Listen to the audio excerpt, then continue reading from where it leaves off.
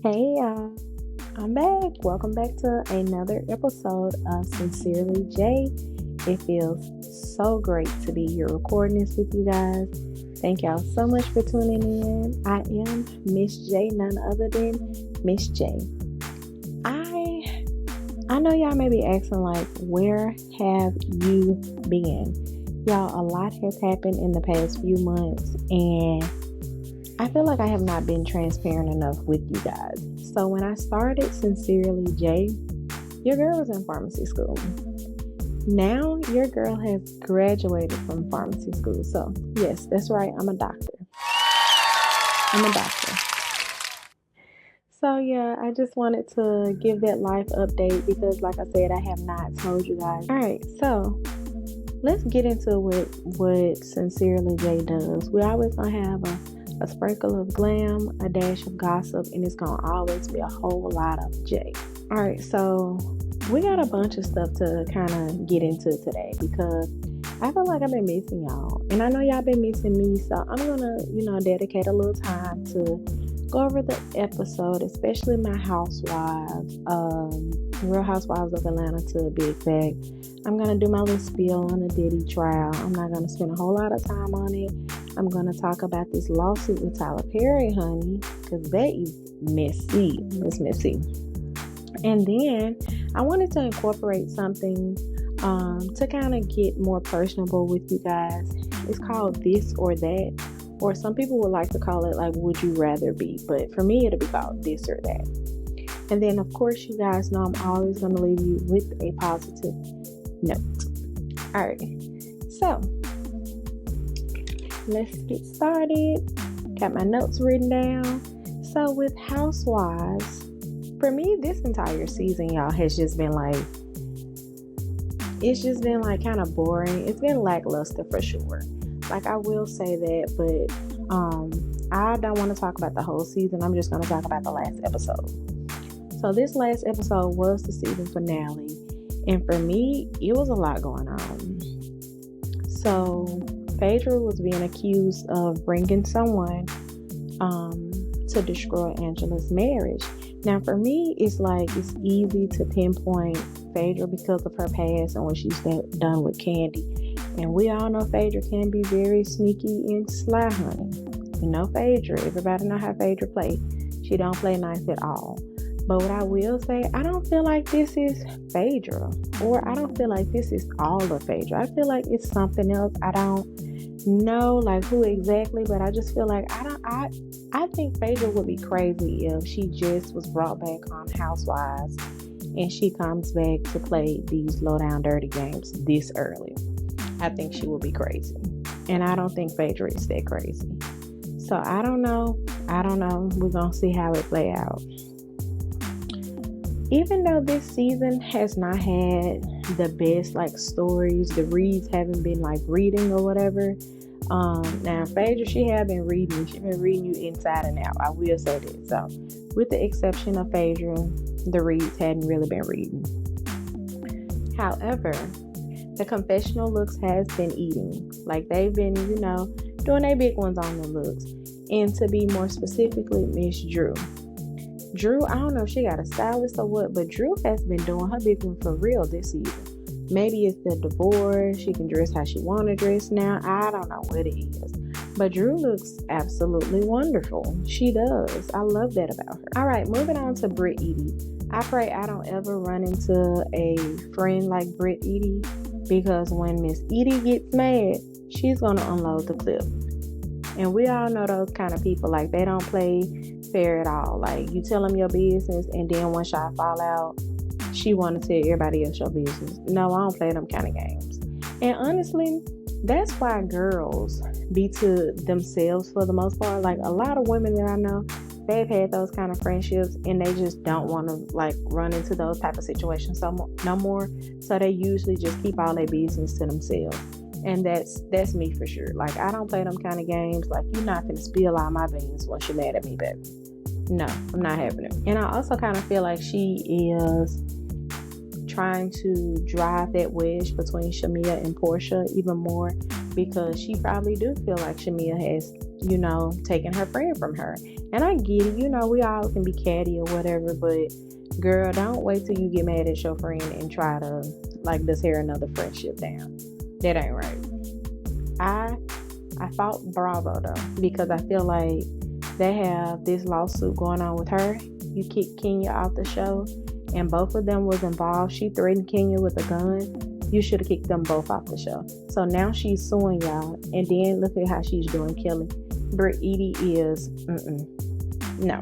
So I fought y'all for that. Bravo. All right. So speaking of Shamea and Portia, I did see the reunion trailers, and it looked like on the reunion they get into a little 1-2. Now I told y'all previous episodes ago that they were trying to pin their friendships against each other, and look exactly what they're doing. I don't like it though. I don't like the fact that they were friends before the show, and now that they get on the show, they're not friends. Smell like it's a little jealousy in the air. That's exactly what they smell like.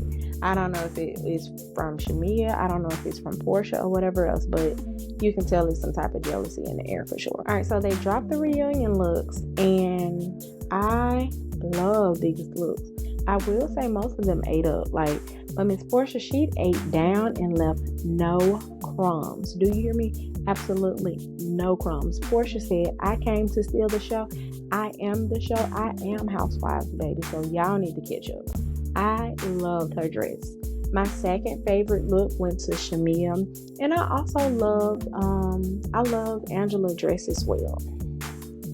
For some odd reason, I feel like Shamea and Portia don't have a fun relationship like Phaedra and Portia. I know Shamea and Portia, they're both very, very fun girls. But for me, it just seems like Portia is just herself. She wants to be around Phaedra. I don't know, child.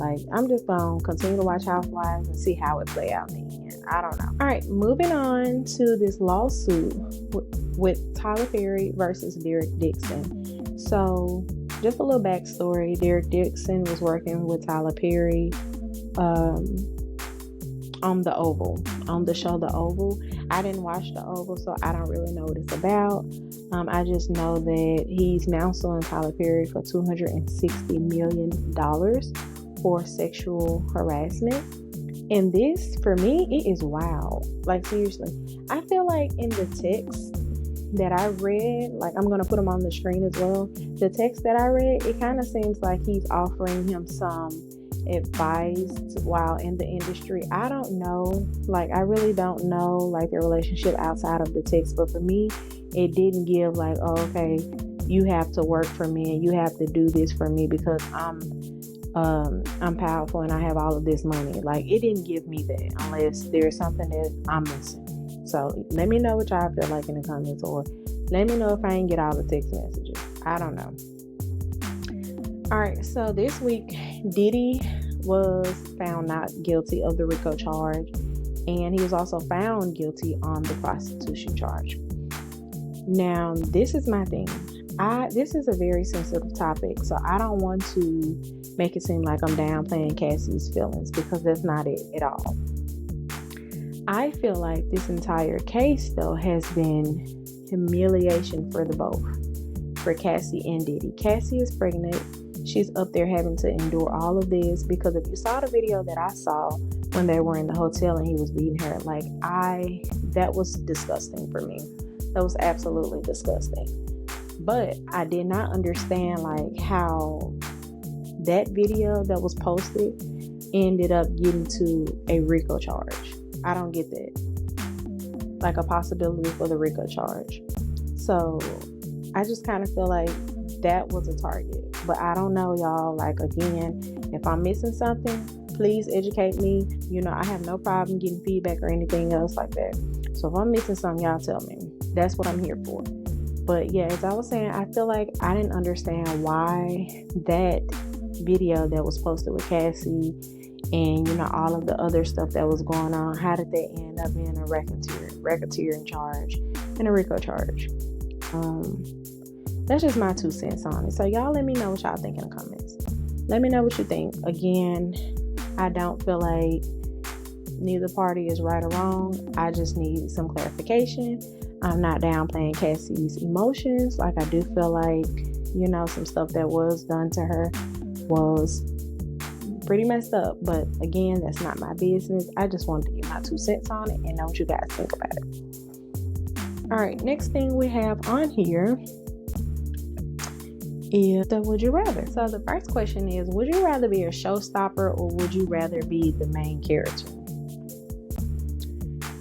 So for me, I would rather be the main character because the story revolves around you.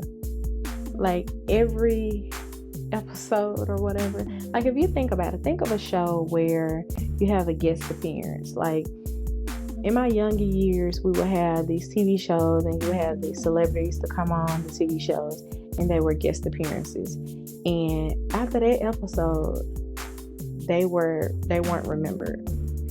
But if you're the main character, that entire platform is surrounded around you. Just like Sincerely Jaye, it's surrounded about me. So basically, I am the main character. So I should have never answered it. I knew the answer anyway. So I am the main character. I always want to be the main character. Yeah. All right. So the next question I have: if you chose your childhood dreams, what would you be? On TV, I wanted to be an actress. I wanted to be just like Raven Simone, Gabrielle Union, all those people that I actually grew up watching. I wanted to be just like them. And honestly, I still want a talk show host. I still want to be on a talk show. I still want to be on TV. I want a daytime TV show. Y'all let Jennifer Hudson know that I want to come talk to her. So I want to be on TV. That was one of my dreams as a kid. Yep. Also, on the next episode, I am going to be talking about Love Island because I haven't got into it, but a lot of people are telling me to watch it, but I have not gotten into it. So you guys make sure you do your homework for next week. That's what we're going to be reviewing next week. All right, so I am here to leave you guys with something. I just want to tell you guys, life is not a fairy tale. It's not a fairy tale. But that does not mean you cannot get your fairy tale ending. And what I mean by that, life is hard. Life is very hard. But for you to get your fairy tale ending and to chase all your dreams and chase all your goals, you're going to have to put in the work. So keep going, keep striving. It's not peaches and cream, especially the people that's getting it out the mud like me. Getting it out the mud. I didn't have a silver spoon come in my mouth at birth. I didn't have a blueprint drawn up for me. So I'm literally, day by day, grinding, striving, getting it out the mud, breaking generational curses. So yeah, continue putting in that work. It's going to pay off one day. All right, so this concludes this episode of Sincerely Jaye. Also, y'all, I am bringing back my boutique. I don't think I ever mentioned my boutique, but it is divamagnet.com. It is for women's clothing. So I am going to drop the link at the bottom of this screen. So make sure you guys go follow that. Go follow us on Instagram. Go follow Sincerely Jaye on Instagram. Make sure you like, share, and subscribe this video. Thank you guys so much for tuning in, and it's always a pleasure.